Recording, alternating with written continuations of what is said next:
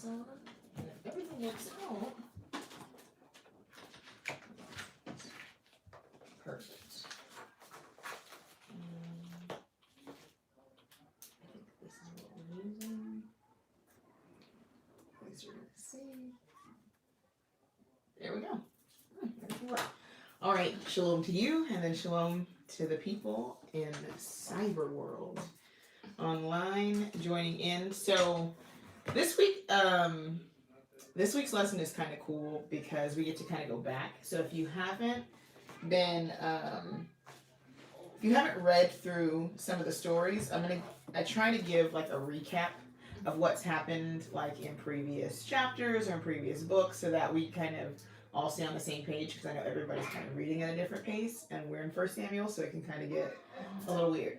So one of the things I'm going to go back, we're going to go back to today, is we're going to go back to Judges for a little bit, because in reading this, you get like characters. So we're like, who's Nahash? Who are the Ammonites? What's happening? Where did they come from? So going back and kind of getting the history on where they came from and why they even still exist this far into 1 Samuel is something we're going to look at today. Okay, so we're going to go to 1 Samuel chapter 11. And I'll read the first portion, and then we'll kind of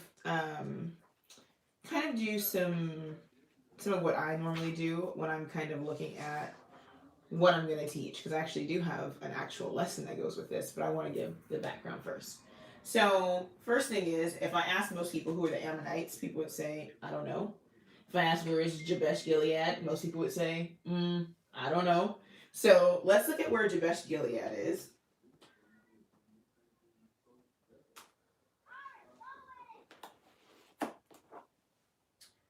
So Jabesh Gilead is here, and I'm actually going to step behind the camera for a second so you can kind of look at the area, because I don't know if my head's in the way.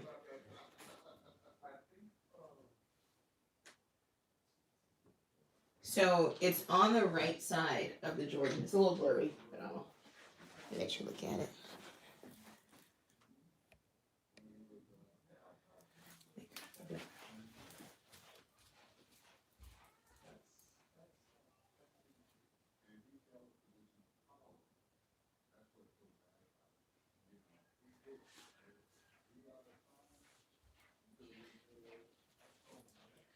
So knowing the location kind of changes a lot. So you look at where the Ammonites are, or Ammon, is on the right side of Gilead. Gad, the territory given to Gad. It's on the Transjordan side, so it's on the side of the Jordan where earlier in the story, 2 tribes, Manasseh and Gad, decided they were going to take this area. So Gad stays on this side, but they actually do come over and help them fight to subdue the other areas. And the children of Ammon, which is interesting, and this gets into kind of like an argument on the wilderness journey, and I'm not going to necessarily get into that, but where they crossed the Red Sea. But they actually come in, they tried to the first time come in through the territory of the Ammonites. And so this is the beef with the Ammonites and the Moabites and the Amorites, is that when they were leaving out of Egypt, they didn't want them to pass through their territory. And so because they didn't bless Israel, meaning letting them pass through and sending them on their way, they then become enemies. What's interesting is that the Ammonites are actually cousins of the Israelites. The Ammonites are the children of Lot. And so it's like family beef all at the same time, which is kind of cool. We'll get into that today. So we go to Judges chapter 10. You can kind of see the culmination, if you will, of the beef. And one of the things that jumped out to me was the fact that the same enemies that existed in Judges and Deuteronomy and all these other places exist all the way to Numbers. So when it came to them doing the work of subduing these places, there was a glitch. And we're going to get to know what that glitch is, because the whole point was that when Israel arrived into the land, they were supposed to dwell in the land in peace, which means that all their enemies had been subdued and they were supposed to dwell there, and they weren't supposed to be fighting anybody. So the question is, why are they always fighting once they get there if they're supposed to be there in peace? It seems like prophecy gone bad, right? So Judges chapter 10 kind of gives us some background information. And I'll kind of skip around, but if you have not read the book of Judges or anything before the book of Judges or 1 Samuel, it is a good practice because it'll bring you kind of up to speed. All right. So we'll start at verse 6. Chapter 10, Judges chapter 10, verse 6. And the children of Israel did evil again in the sight of YHWH and served Baalim and Ashtaroth and the gods of Syria, the gods of Zidon, the gods of Moab, the gods of the children of Ammon, the gods of the Philistines, and forsook YHWH and served not him. And the anger of YHWH was hot against Israel, and he sold them into the hands of the Philistines and into the hands of the children of Ammon. And that year they vexed and oppressed the children of Israel 18 years, all the children of Israel that were on the other side of Jordan in the land of the Amorites, which is in Gilead.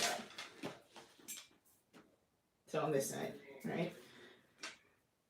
Moreover, the children of Ammon passed over Jordan to fight against Judah and against Benjamin and against the house of Ephraim. So Israel was sore distressed. So one of the first things you see is that the sins of the children of Israel, especially those on this side, who are pretty much keeping all the nations who were Transjordan pretty much off their tail on this side, once they fell in, it trickled over to here. So you're bordering with these other nations, you start serving their gods, they take over your territory, then guess where they're coming next? Over here. So you can see this idea that what one person did affected everybody else. It's not like, oh, there's these little tribes and they do their thing and Yah's mad at them. No, because it's going to have a snowball effect eventually. And says they came over to fight with Benjamin and against the house of Ephraim.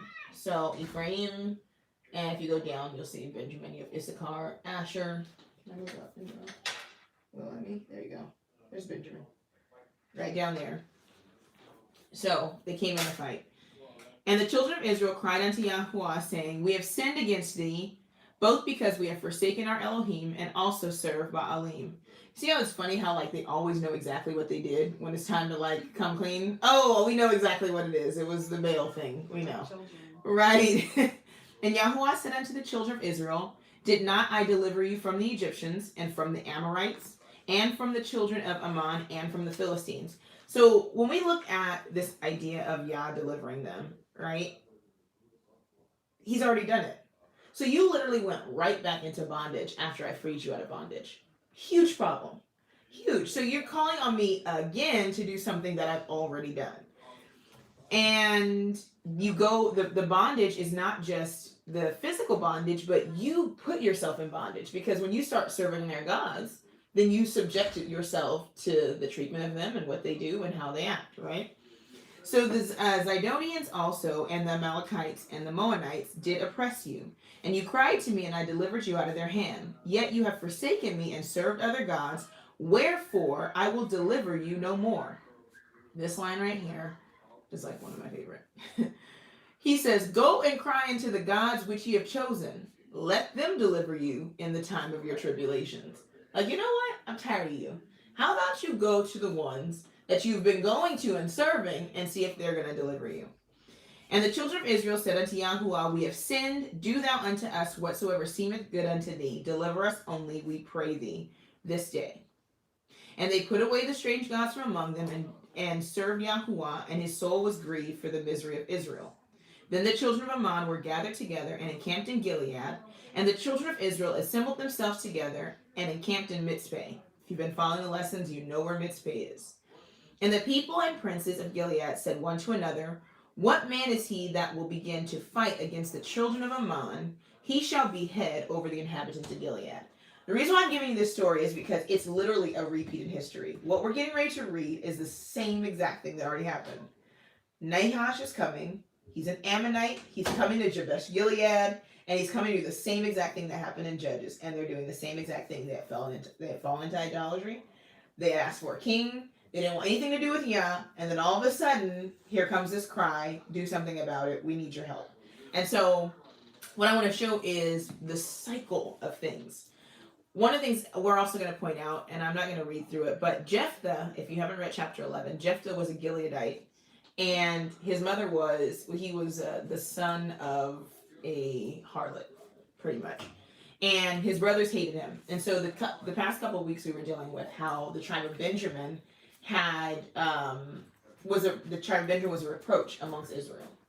And Jephthah was the same way, but Jephthah, being a reproach, had been chosen to destroy or to fight the battles of Yah.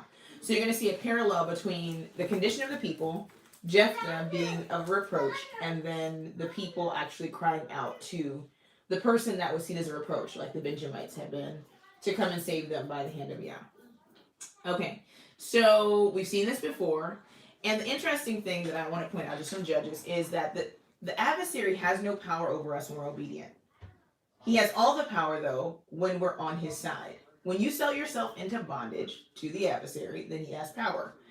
And the enemies of Israel had no power as long as they stayed worshiping Yah. When they began to worship their gods, the other nations' gods, then the reproach came upon them. Yah stopped fighting for them, and then the enemy had power. So the Philistines, you're under our authority. You worship our gods. You're in our territory. I can't lay hold on you if you stay out my space, if you're not in my land, if you're not going to my high place, if you're not worshiping my Elohim. So you can see how that was obviously became an issue as well. Giving your enemies claim against you, and that's the issue that Israel constantly had. You always gave your enemies a right to have a claim against you. If you follow scriptural stories, one of the things that happens in the scripture is that the adversary would go to and fro seeking whom he could devour, but he also would go to God and say, okay, look at your people, the accuser. That's the whole the purpose of the adversary. And Yah being just, I can't fight for you when you're disobedient. So it gives the enemy the right to say, now you know you can't step in for them. So when I go to do what I'm going to do, like I'm right, because they're actually disobeying you. And I'm actually technically your servant, so I'm going to go in and wreak havoc, but I have to have your permission. And so when we serve other gods, we give the enemy claim against us. A person can respect your change in life, right? If you can't respect your change, if you straddle the fence. One of the issues that we have with our families is that there are places and areas of our life that are unrepentant and unconverted. Say it again. There are places and areas of our lives that are unrepentant and unconverted. Or I should say unrescued. We've kept those areas to ourselves, and they act as idols. And so when people see those areas in our lives, what they tend to do is they point that out, and that's their claim for not following Yah, or not respecting us, or not walking in the way that they know is right, because they know that those areas are off. And I know people would say, well, why would a person focus on me, and why wouldn't they focus on Yah? Well, we've been chosen to be the light of the world and the salt of the earth. So we are the example that they're looking for in how to serve Yah. But if we are teetering the fence when it comes to feasts and festivals and doing Yah's will and following him and obeying him and truly changing the inner man, then how can we expect those around us to do the same? And the reason why I can make the parallel with these nations is because these nations are the cousins and the family of the Israelites. Israel was the chosen portion of Yah's inheritance. These other nations, the Ammonites and the Moabites specifically, were Hebrews. They were from Eber. They were from Shem, right? So these people were looking to Israel, but in looking to Israel, Israel kept going into their folly, which made them say, well, why do we serve your Yah when you over here serving our gods? Clearly, our gods are stronger than yours if you can't stop serving our gods and actually worship your Elohim. So when Israel lost respect for Yah, the nations lost respect for them. And that's so evident in our condition right now. We've lost respect for Yah. We've stopped doing his ways. So then what do the nations do to us? They lose respect for us. Who, them? No, absolutely not. They follow our gods. They worship in our churches. They do our way. Why would we turn and then do what they're doing, right? So Why would any nation fear a nation who despises their Elohim? The false nations are serious about their gods. If you go to the temples and if you go to the places where they have their synagogues and their places erected to their gods, you can see how serious they are about their gods. They follow, they walk in the way, they teach their children the way. They tell their children to not follow after the way of other nations. Yet we're supposed to have the true and living Elohim, and we are soft-footed about how we are worshiping and acknowledging and living out the ways of our Elohim. Why would a nation respect that God if the people don't even respect him? So that's why Yah is constantly in the position to have to subdue us and to put us in our right place for his name's sake, because you make me look bad. You've taken my name in vain, and somehow people think something's wrong with me. No, it's you, and so I'm going to have to sore punish you so that they know that I reign supreme even when you don't follow me. Okay, you have that door, so you can stop it. Okay, so now let's go to 1 Samuel. We have some background. We have Nahash the Ammonite cousin, and we'll start there. The Nahash the Ammonite came up and encamped against Jabesh Gilead. And all the men of Jabesh said unto Nahash, make a covenant with us, and we will serve thee. Wrong answer right away. So, one of the things that happened in the previous chapter is that some of the people were with Saul. They're like, okay, Saul, we're going to roll with you. We understand what Yah's doing. But then other people didn't believe that Yah was going to do what he was going to do with Saul. And it said that they were, it said that they despised him. So, you have people within your territory, your own family. Yah set up a warrior, a person to fight for you. And then first sign of the enemy comes, and they're like, all right, we'll make covenant with you. Just let us roll with you. You're like, dude, like, just the earlier chapter, oh, we've sinned. Oh, God save the king. Okay, now your enemy comes, you're like, okay, well, tell us what you want us to do. Not turning to Yah. Strike one.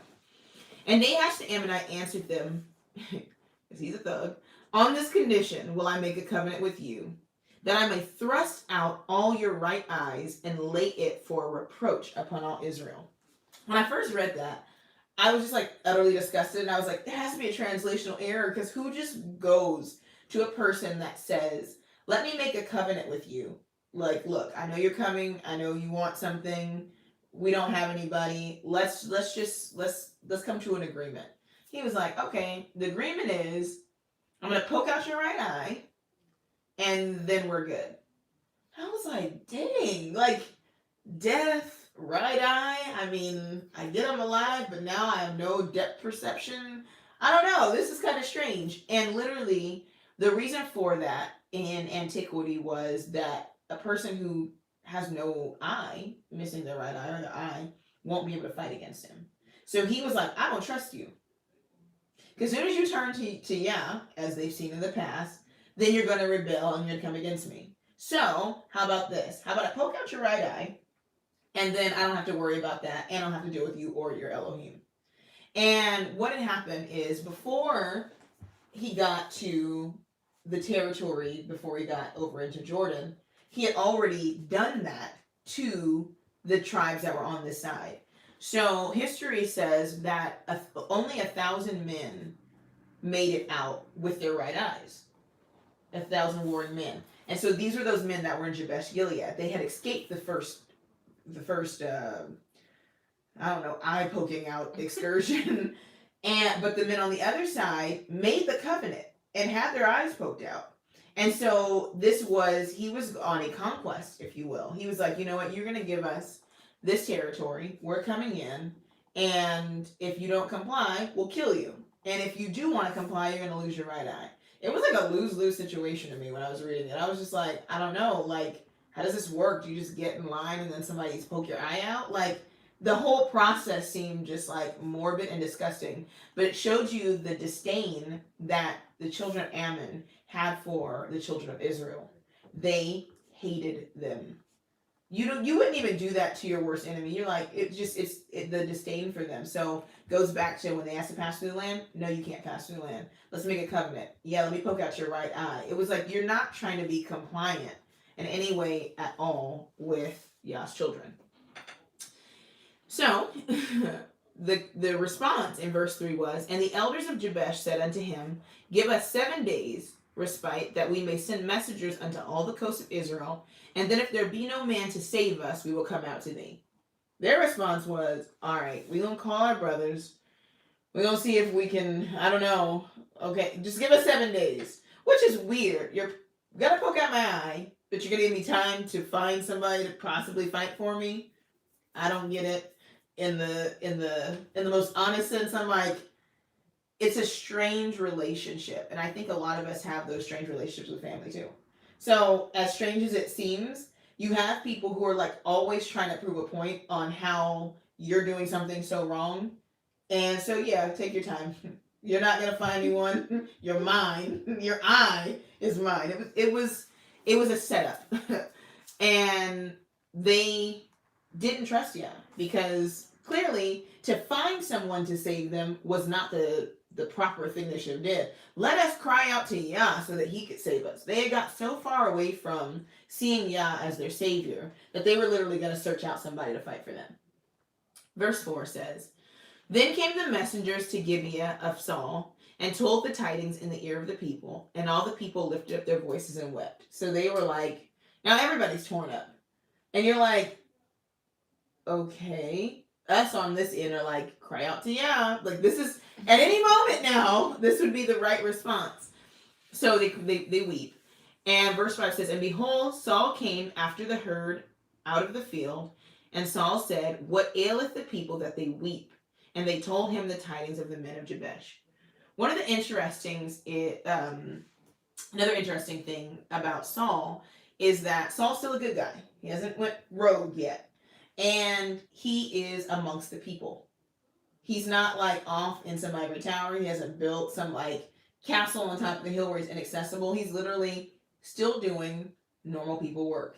Because in Israel, the king, the prophet, the priest was a normal person, right? Who lived amongst the people, so that one, people saw how you lived. So if you were not living for Yah, people knew it, because we see you herding your animals, we see you with your family, we see you raising your crops. The function of being bioagricultural didn't change. We're still communal people. So Saul was accessible. The message got to Saul. It wasn't like this thing where, we have the government shut down, and there's people at home who are like, oh, I don't know if I'm going to have food next month. Let me write a letter to the president. They may not ever get there. Not that kind of situation at all. When something happened within the nation of Israel, even with all those people, it got to the people that it needed to get to, because even with their breakdown in worship system, they still understand the communal system. And so Saul was accessible. And so the message came to Saul while he was out in the field with the herd. And verse 6 says that when he heard it, the spirit of Elohim came upon Saul, and when he heard those tidings, his anger was kindled greatly. He was like, we are, like, are you kidding me? Like, he went to a whole nother level. But one of the things a verse I wrote down was Psalm 4:4, and it talks about this idea of righteous anger. Like, be angry, but sin not. So in his anger, he wasn't going to be foolish. He wasn't going to act in his own power. He wasn't going to act in his own might. He was going to do what Yah told him to do. And says the spirit of Yah came upon him, meaning from that point forward, what he was going to do was going to be what Yah wanted done. And I think the scripture signifies that, so that we know that he wasn't acting in his own power. Saul may have been a great warrior. He may have been mighty. He may have had a band of men, but it took the spirit of Yah to be in that place, because obviously Israel was in disobedience. And when they're in disobedience, Yah doesn't fight for them. So if they would have went out on their own accord, then eyes would have been poked out and people would have been killed. That just would have been the end result of that. And so it says he took a yoke of oxen. So yoke, if you've seen oxen, they're yoked together around their necks. It's normally 2 of them. And slew them in pieces, and sent them unto all the coasts of Israel by the hands of messengers, saying, whosoever cometh not forth after Saul and after Samuel, so shall it be done unto his oxen. And the fear of Yahuwah fell on the people, and they came out with one consent. So the fear shifted. At the beginning, they're afraid of Nahash.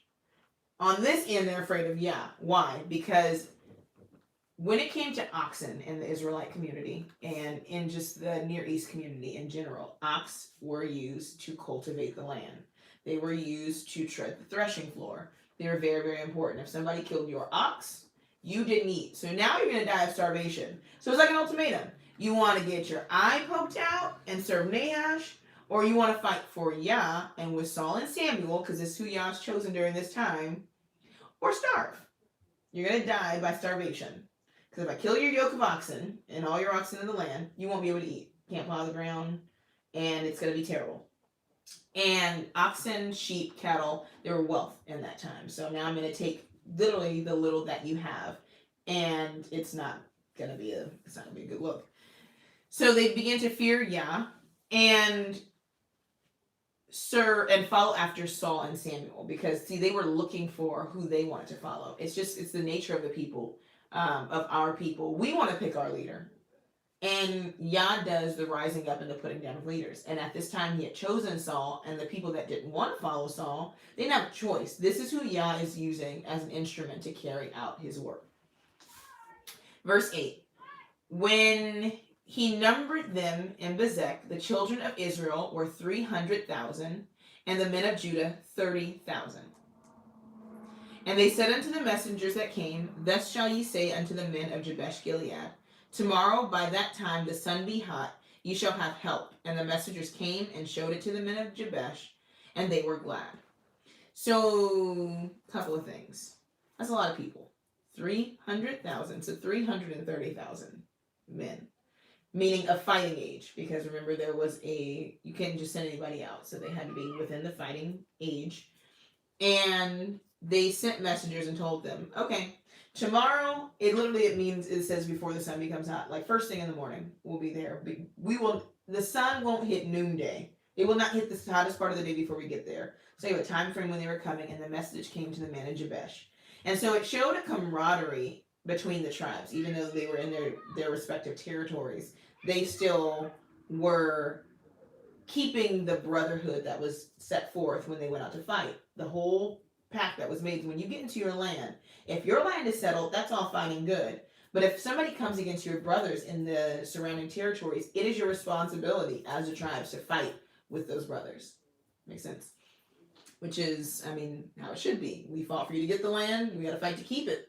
Especially even when you go into idolatry, because you going into idolatry and losing your inheritance then infringes upon what we've established here. Verse 10.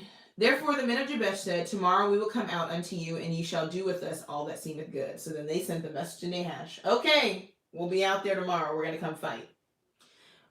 Rules of war are so different now. Like, it wasn't like a sneak attack. Not that sneak attacks didn't happen, but it was like, come out here to fight.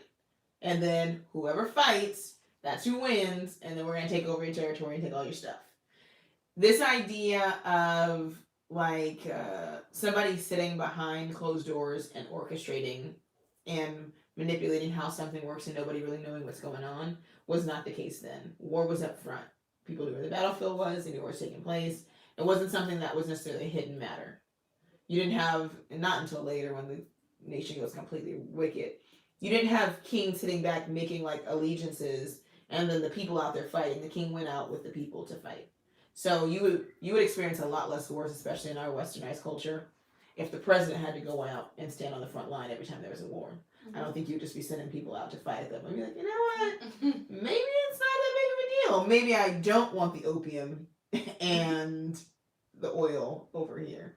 Let's rethink it.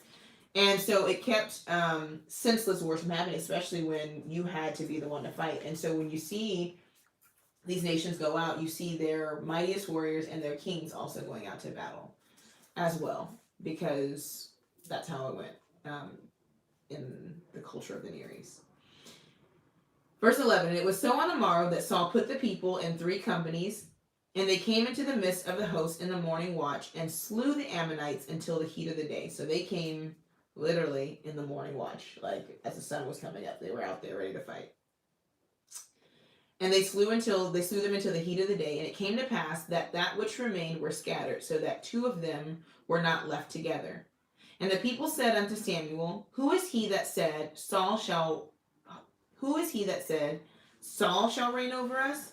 Bring them in that we may put them to death. So I literally wrote a note and I was like, these are the goons that we met in the last chapter. They were like, oh, remember last time people despised Saul? Who are they that said that Saul should not be king? Let's kill them now. Because now Yah has shown that this person is for Israel, that he's chose him to fight. They were like, we're not going to tolerate this disrespect any longer. Because when you think about it, it's one thing to have a king that's elected. It's another thing to have a king that goes before risk and put their life on the line for the nation of people. That level of disrespect was just not tolerated in Israel. When you are in a particular office, there comes a particular level of respect that should be attached to the person in that office. And so Saul responds and says, there shall not be a man put to death this day, for today Yahuwah has wrought salvation in Israel. So I have, as I have in the previous weeks, I have a Hebrew word because it's one of those words that's often overused and understood. And it's the word for salvation. Most people think of salvation in a westernized religious sense, where it's a one-time process and it never ever happens again. Once I am rescued, I never need rescuing, which should be the function. That should be the process. If I'm rescued, I shouldn't go back. Like if I'm walking across the street and you snatch me up from in front of a car, I shouldn't go stand out in the street again. That's logic, right? But the issue with rescuing can happen in different ways. Sometimes rescuing is because you didn't do anything to put yourself in that position. Or sometimes rescuing can be, you put yourself in that position, you cried out, and now you're being rescued. Like we saw in Judges chapter 10, where they're like, oh, we know what we've done. We worship Baal and Ashtaroth. We've served other gods. Come rescue us. So when Yah rescues Israel in this sense, we're going to get the word because knowing the words kind of gives you the context on what's happening. There's a difference between a ultimate salvation, like a salvation from in a spiritual sense, and a salvation in a physical sense. So the word is the word Teshua. And I'm going to spell it in modern script first. So it's Tet, Shin, Vav, Ayin, Hey. So, Tet. I'm writing it just in the pictogram. Below it, Ayin, Hey. All right, so Tet, why do I keep saying Tet? Tav, Shin, Vav, Ayin, Hey.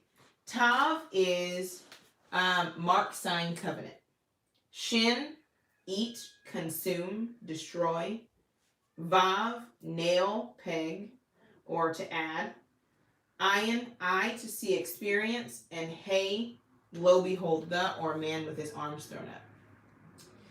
This word has in it an actual root word. This is the larger form of the word. And it literally means deliverance of Yah through human agency. So I'm just going to give you that. It's literally to be delivered by Yah through the use of a human. So when he says, Yah has wrought a great salvation in Israel, we know that they went out to fight. But we also know, because of this word, and it's these two front portions that actually give us the fact that it's through human agency. This part and this part. The Tav is a covenant, mark, sign, covenant, right? So Yah has a covenant with Saul. Saul's job is to be the captain of his army, and his job is to do as the Hey suggests and rescue or get the people out of danger. So the word we're actually going to look at as our word for understanding what salvation means in an even more concrete sense is this word right here in the middle, Shua. So let me delete that and give you guys another one. Shua, Shin, Vav, Ayin,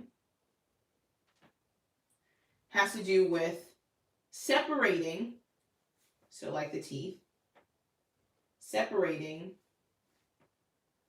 and attaching based upon experience. When Yah rescues Israel, Yah's not asking us, I want to phrase this properly. Yah does his part in showing us that he's the one that's saving us, because it's something that we can see and experience, and it's something that we know only he could do. So literally, he's breaking the attachment to something. That's what salvation is. I'm breaking your attachment to something else. One of the things that is important to note is that oftentimes when we end up in situations where we need rescuing, we've gotten it over our heads. So when it comes to idol worship, when it came to the children of Israel going into these other lands, being subdued by their enemies, it's not something you can get yourself out of. And I've heard it said a lot, especially to Hebrews from maybe people that are in other movements, I would say, like Egyptologists. Save yourself. Why are you waiting on somebody to save you?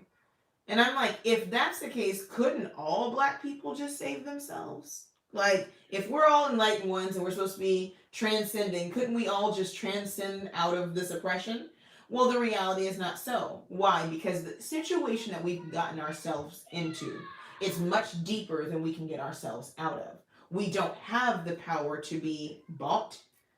We can't buy our neighbor. We can't rescue our neighbor. We can't even technically. We are in such an interesting situation here as the disenfranchised of Scripture, that if you don't have a passport, I don't care who you are, you can't leave this nation.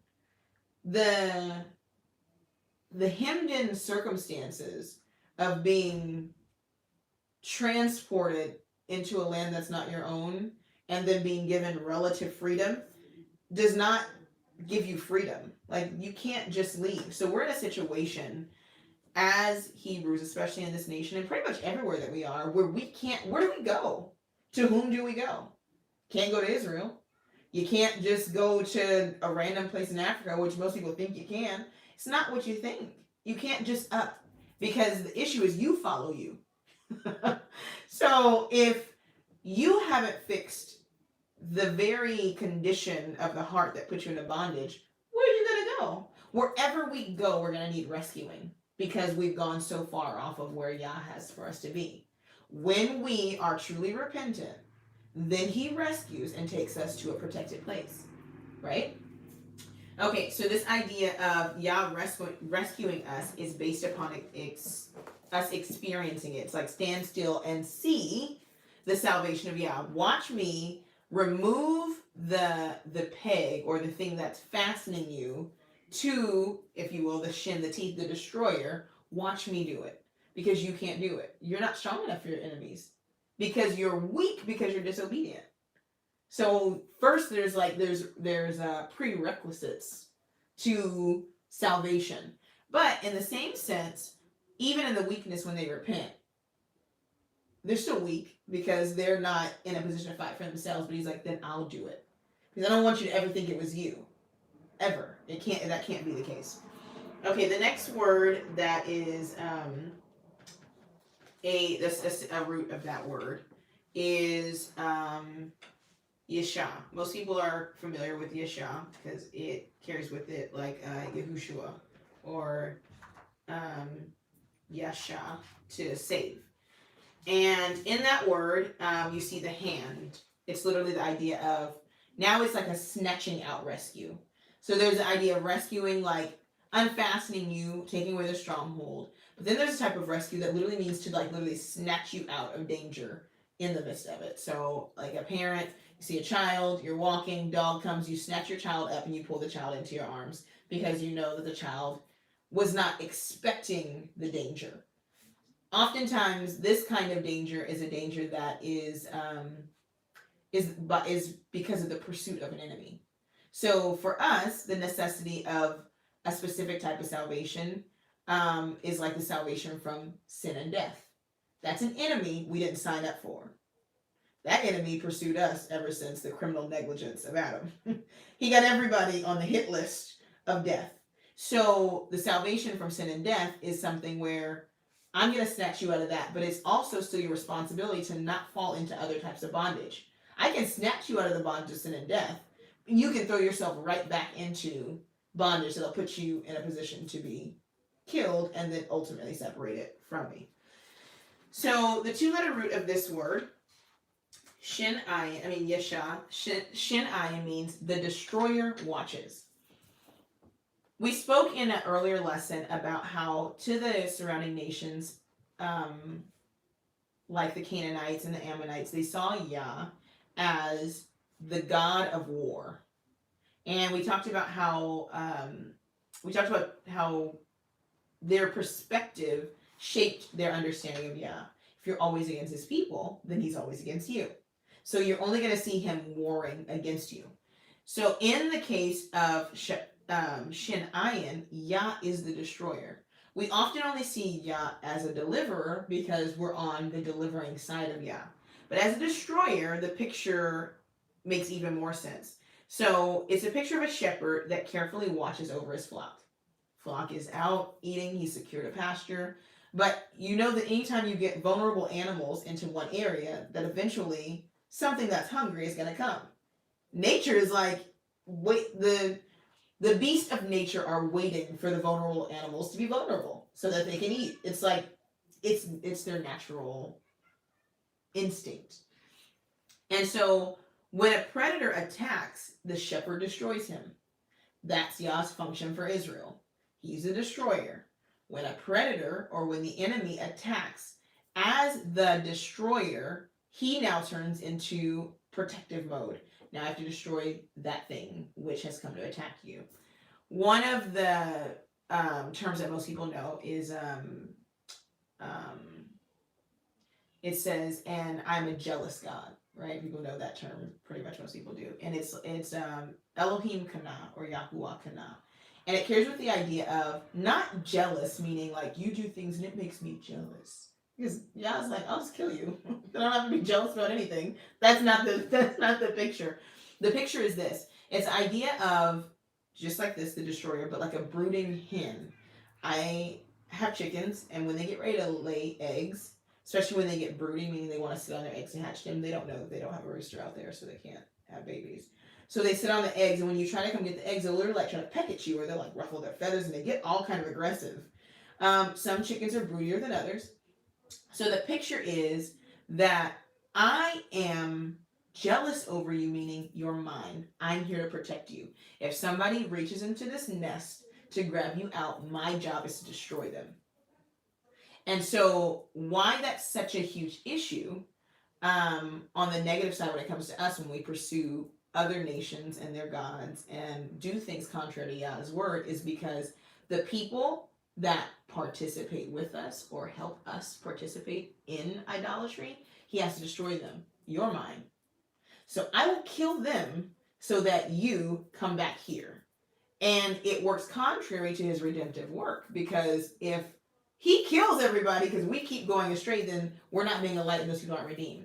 The function is that you stay near me, you live as a light, you show how good it is to be in my nest or my house, and you draw them in. You're not supposed to be hopping out of the nest and then grabbing idols from them and bringing them into my nest. Now I'm going to kill them and I'm going to punish you. So the better option is to stay with him, redeem them, so that they can also partake in the beauty of being protected by Yah. That makes sense? Okay. So that is ultimately what salvation is. I'm jealous over you. I'm going to pursue your enemies because I love you. And I know the best place for you is here. And I've made a covenant to protect you. So I made this covenant with your father, Abraham, Isaac, and Jacob, that I'd make you a great nation. He says the same thing over and over and over again. I'm doing this though for my name's sake, because I can't fail. And I chose you. So I go to great lengths of love to redeem, chastise, and set you on the right path so that you can do the work that I've chosen you to do. I'm not choosing another. I'm not picking another nation. I'm not picking other people. You have I loved. So get it together so that the ultimate plan can be seen and worked out. Okay, and so we're at verse 13. So he says he wrought a salvation in Israel. Verse 14, then said Samuel to the people, come and let us go to Gilgal and renew the kingdom there. So instead of destroying the people, he was like, let's renew it. One of the issues that we have, and I should say one, I keep saying one, we have a lot of issues. Another issue we have is this idea of not understanding what renewal means. Everybody thinks that a renewal means throwing out everything that was old and starting with something new. It's not how it works. This is a perfect picture of what really the New Testament is in this word and in this passage, in this function. So renewal is the Hebrew word chodesh. Het, dalet, shin. So it's a fence. To separate, a dalet is a door or a pathway or to enter. And then the shin is the same two teeth, to eat, consume, or destroy, or to, again, separate. It's an interesting word because it has separation on both sides. So it must be separation from one thing, right? Entering into and then separating to another thing. So it's this idea of like weeding out or the idea of repairing. So the idea of repairing kind of carries with it the idea of how you fix like tapestry. So I have this like sweater that I hate. I don't like buying stuff like this, but it's like knitted. And you know how sometimes like the one little like knit like pulls through and it makes a loop? Mm-hmm. So you have to go through and like separate the other fabric, stretch it back smooth, and then you're pretty much repairing it back into its original position. Mm-hmm. That's what new means. So when you talk about a New Testament, it's putting things back into their proper perspective. When you see the New Testament like that, then you see all the things that were off, especially when it comes to the Mashiach's teachings, being put back into their right perspective. Not changing anything, putting them back how they should have been seen from the beginning. So the idea of let's go and renew the kingdom meant to restore or to restructure it.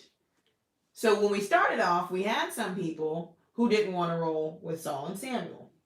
So because Saul acted righteously and said, let's not kill them, then another opportunity was brought around for those people to come into the covenant that Yah had made to make Saul king and to have Samuel be the prophet during that time to direct Saul. So instead of killing, he said, let's go. We're going to do this again. And now we're going to get everybody on the same page because at this point, now that Yah has wrought his salvation, the person who stands on the opposite side now is now an enemy. Before, it was like space and time to repent. Let Yah do his work. When you see how Yah works, then you can make a more educated decision not to serve Saul. That was grace because he didn't have to do it that way. So renewal is literally another chance to get it right. If you read it like that, he says, and the people, and then Samuel said to the people, come and let us go to Gilgal and let's get another chance to renew the kingdom there. Let's go back and reassess what's happened and give everybody who was on the opposite side a chance to make the right decision. For us, that's what the New Testament is. Let's go back. Let's reassess all that Yah said in the Old Testament, quote unquote. And now you're going to get a chance to agree to something that maybe you were not a part of at that time. So one of the things that happens with the New Testament is it puts us in a position to participate in a covenant that we weren't a part of. Let me think of a verse. It's in Deuteronomy. Where is it? Deuteronomy. Let me see.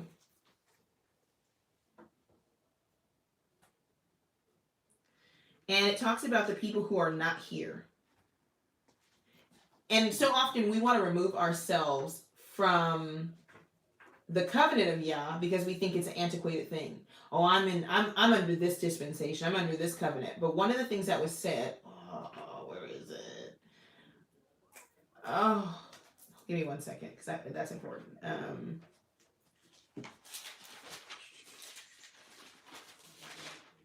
It's right around.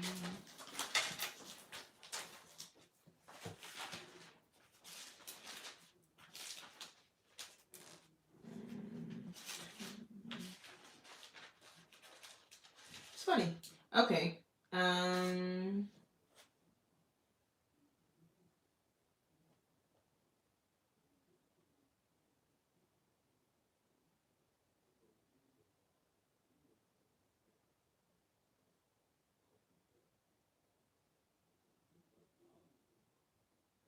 Oh, man, I like when stuff works out. So in Deuteronomy chapter 29, if you might have a regular King James Bible, and it literally is titled Covenant Renewal, right? And so if you read through Deuteronomy chapter 28 and 29, you'll see that he's not giving them a new covenant. He's literally giving them the same one and allowing them another opportunity to participate in what was given before. And so it starts off like this. These are the words of the covenant which YHWH commanded Moses to make with the children of Israel in the land of Moab, beside the covenant which he made with them in Horeb. So is it a new covenant? Absolutely not. He tells you where it came from. It's a quote unquote old covenant.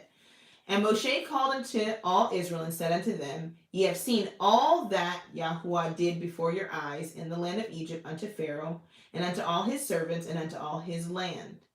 The great temptations which thine eyes have seen, the signs and those great miracles, yet YHWH hath not given you an heart to perceive, and eyes to see, and ears to hear, unto this day. And I have led you 40 days in the wilderness. Your clothes are not waxen old upon you, and thy shoe is not waxen old upon thy foot. Ye have not eaten bread, neither have ye drank wine or strong drink, that ye may know that I am YHWH your Elohim. And when you came into this place, Sihon, the king of Heshbon, and Og, the king of Bashan, came out against us unto battle, and we smote them. And we took their land, and gave it for an inheritance unto the Reubenites, and unto the Gadites, and to the half-tribe of Manasseh. Literally that group we were just talking about. Keep therefore the words of this covenant, and do them, that ye may prosper in all that ye do. Ye stand this day, all of you, before YHWH your Elohim, your captains of your tribes, your elders, and your officers, with all the men of Israel, your little ones, your wives, and thy stranger that is in thy camp, from the hewer of the wood unto the drawer of thy water, that thou shouldest enter into covenant with YHWH thy Elohim, and into his oath, which YHWH thy Elohim maketh with thee this day. Verse 13, that he may establish thee today for a people unto himself, and that he may be unto thee Elohim, as he hath said unto thee, and as he hath sworn unto thy fathers, to Abraham, to Isaac, and to Jacob. You're getting an opportunity to participate in a covenant that was made before you existed. But you have to agree to participate in the covenant. Verse 14, neither with you only, hello, hi. Neither with you only do I make this covenant and this oath. Verse 15 is what I was saying, how the New Testament is the covenant that we get to make, that we get to participate in. It's not a New Testament, it's a testament being brought up again to our generation so that we can walk with Yah. Verse 15, but with him, it says, neither with you only do I make this covenant and this oath, but with him that standeth here with us this day before YHWH Elohim, and also with him that is not here this day with us. So that idea that a covenant renewal exists so that we can participate. The New Testament exists, tells you that the covenant still is still going on, and we're getting a chance to enter into the same covenant that our ancestors did in the Old Testament. So the same thing with Samuel, or 1 Samuel chapter 11. And we're literally kind of wrapping up. And so 15 says, and all the people went to Gilgal, and there they made Saul king before YHWH in Gilgal. And there they sacrificed sacrifices of peace offerings. Why is a peace offering important? Because remember, before, when Saul was made king, they didn't want to bring anything. So now they brought their peace offerings. Peace offerings are for restitution. You need to bring this offering because it shows that there needs to be peace. You're making a covenant or a public display that this peace that we have with you, the beef we had before, that's pun, no pun intended. The beef we had before doesn't exist anymore. We're saying we're at peace, we're with you, we're with Yah. We're going to go and do things the way that he said to do it. And there Saul and all the men of Israel rejoiced greatly. We looked at the covenant renewal, and we'll look at it again next week as well. And what you'll see is next week, Samuel is going to address Israel. And when Samuel addresses Israel, he's going to do that very same thing that happened in Deuteronomy chapter 29. He's going to run down the story, run down the covenant, and show them where they fit and give them an opportunity once again to renew or to make right what has been made wrong. All right? Question? No? Okay. I'll turn it off again. We can talk. Shabbat shalom. Shabbat shalom.